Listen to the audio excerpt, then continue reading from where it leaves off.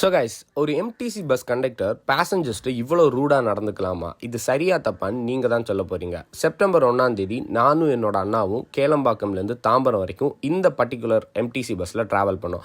நான் ticket GPay use பண்ணி தான் எடுத்தேன். நாங்கள் ஏறின நெக்ஸ்ட் ஸ்டாப்பில் இன்னொரு பையன் பஸ்ஸில் ஏறினான். அவன் ஏர்பாட்ஸில் யார்கிட்டயோ ஃபோனில் கொஞ்சம் சீரியஸாக பேசிகிட்டு இருந்தனால அவன் அப்படியே அவனோட பிளேஸில் உட்காந்துட்டான். அதில் எனக்கு எந்த தப்பும் தெரில.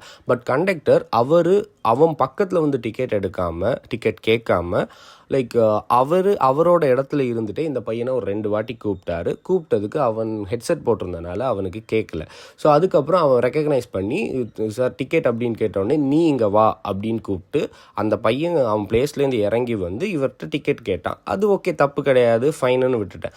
ஸோ அவன் ஜிபே யூஸ் பண்ணி டிக்கெட் கேட்குறான். இவர் ஜிபேலாம் இல்லைடா அப்படின்னு சொல்லி, நீ போய் காசு எடுத்துகிட்டு வாடா டா போட்டு அத்தனை வாட்டி அவன் அதுக்கு சொல்கிறாரு. அவனும் பாவமாக போய் காசு எடுத்துட்டு அவன் டிக்கெட் எடுத்துட்டு அவன் உட்காந்துட்டான். இது இந்த ஒரு பையன்ட்ட மட்டும் இல்லை, கேளம்பாக்கத்துக்கு நெக்ஸ்ட் ஸ்டாப், அதாவது செட்டிநாடு ஹாஸ்பிட்டல் ஸ்டாப்லேருந்து தாம்பரம் போகிற வரைக்கும் அந்த கண்டக்டர் சீட்லேருந்து எந்திரிக்கவே கிடையாது. எல்லா பேசஞ்சர்ஸும் உள்ளே ஏறினதுக்கு அப்புறமா அவங்கவுங்க பிளேஸில் போய் உட்காந்து, அதுக்கப்புறம் இவர் மறுபடியும் அந்த பேசஞ்சர்ஸை அவர் பக்கத்தில் கூப்பிட்டு டிக்கெட் இஷ்யூ பண்ணிக்கிட்டு இருந்தார். எனக்கு தெரிஞ்ச எம்டிசியில் ஒரு ரூல் இருக்குது. அதாவது ரொம்ப ரஷ்ஷான டைம்னா நம்ம கண்டக்டர்கிட்ட நம்ம போய் டிக்கெட் எடுக்கிறது பிரச்சனை கிடையாது. பட் ஃப்ரீயாக இருந்துச்சுன்னா கண்டக்டர் கண்டிப்பாக பேசஞ்சர்ஸ் பக்கத்தில் தான் அவங்க டிக்கெட் இஷ்யூ பண்ணணும். பேசஞ்சர்ஸ் உட்கார்ந்ததுக்கப்புறமா திருப்பி இங்கே வாங்கன்னு கூப்பிட்டு டிக்கெட்டை எடுங்கன்னு கூப்பிட்டு அப்படி பண்ணக்கூடாதுன்னு ஒரு ரூல் இருக்குது.